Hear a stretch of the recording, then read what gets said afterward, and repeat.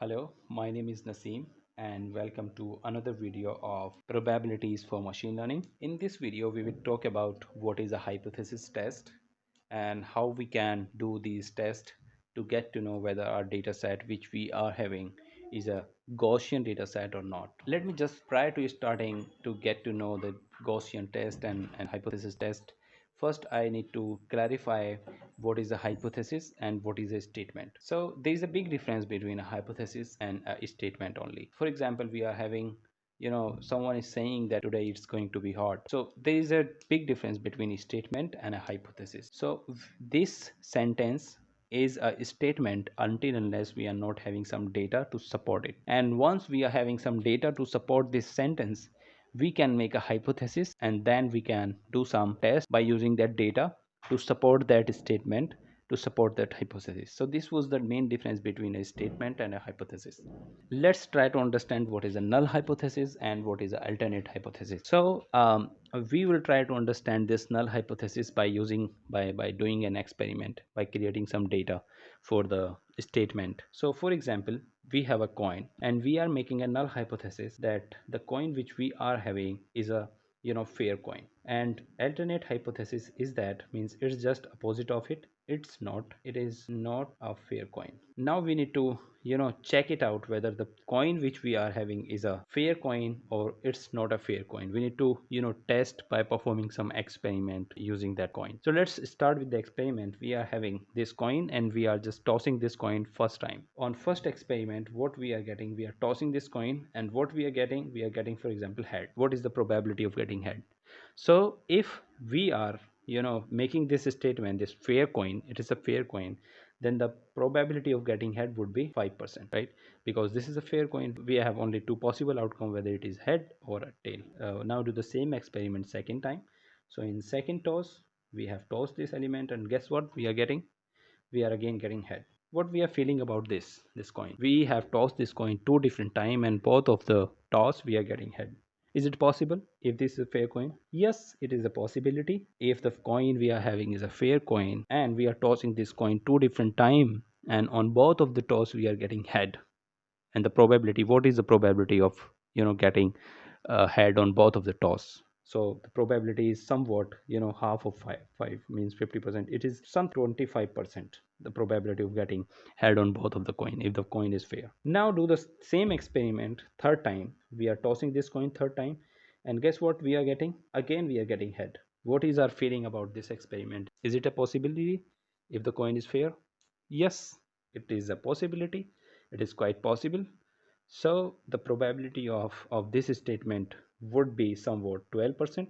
Now do the same experiment next time, means fourth different time. We are tossing the coin, and on the fourth toss also what we are getting? We are getting head. Let's consider. Is it a possibility? Is it a normality? Getting this head four different time in a row is abnormal thing.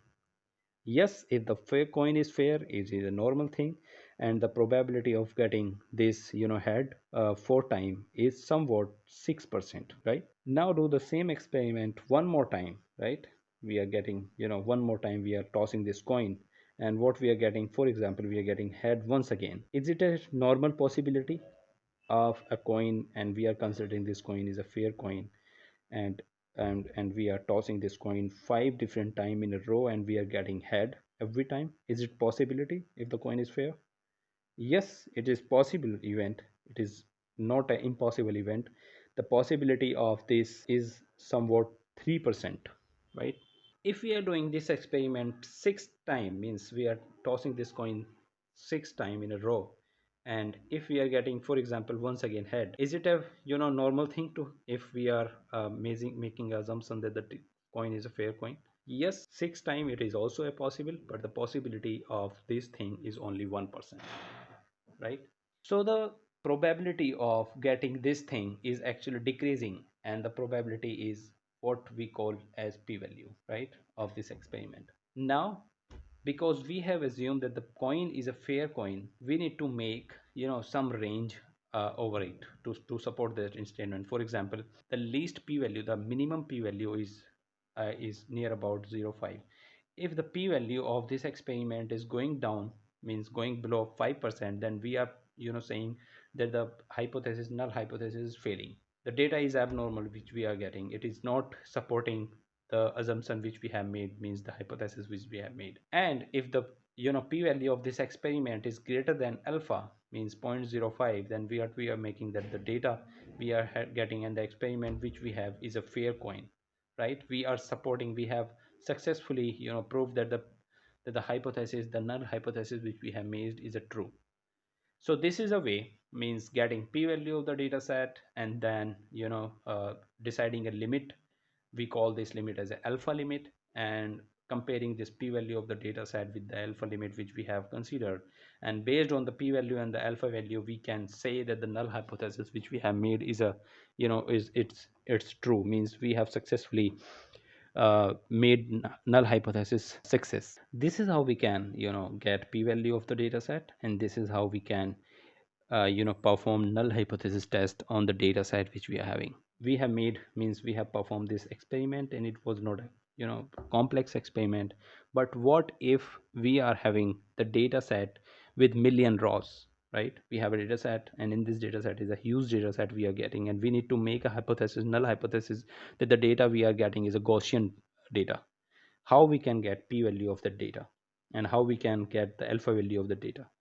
So there is a number of algorithm to do null hypothesis test, to check normality test of the data set we are getting. So we are having number of algorithm like Wilk-Shapiro test. Second algorithm which we are having is a skew and kurtosis test. So we are having a number of tests. What we can do, we can supply our data set which we are having to those algorithms, and these algorithm will calculate p-value for us, and we can compare this p-value with our limit, or the range which we have decided, for example alpha 5%. And based on this p-value calculated by that algorithm which we have used, we can decide whether our data set is a Gaussian distributed data set or not. So in next couple of videos we will perform these algorithm, means we will try to get some data. We will try to feed this data to those algorithm like uh, Wilk and Shapiro test, and that algorithm will calculate p-value for us. We will perform this null hypothesis on top of this data set. So I hope you enjoy this video. I will see you in next video. Until then, enjoy probabilities for machine learning.